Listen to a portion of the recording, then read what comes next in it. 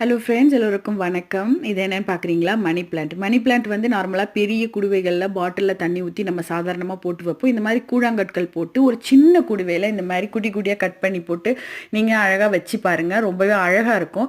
Kitchen, படுக்கிற இடம், அதாவது பெட்ரூம்லலாம் இது வச்சிங்கன்னா நல்ல ஆக்சிஜன் கொடுக்குற ஒரு செடி தான் அது. ஸோ நல்லாவே இருக்கும்.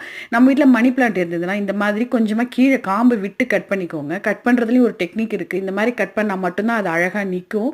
ஸோ நான் ஆல்ரெடி கட் பண்ணிட்டேன். உங்களுக்கு அதை காமிக்கலாமே அப்புறம் தான் தோணுச்சு. ஸோ அதனால இன்னொரு துண்டு போய் கட் பண்ணிட்டு வரேன். இந்த மாதிரி கட் பண்ணி இந்த மாதிரி அழகாக எடுத்து அடுக்கி ஒரு பொக்கே மாதிரி அழகாக வச்சு கீழே வந்து ஒரு டைட்டாக ஒரு லப்பர் பேண்ட் போட்டு சுற்றிக்கோங்க.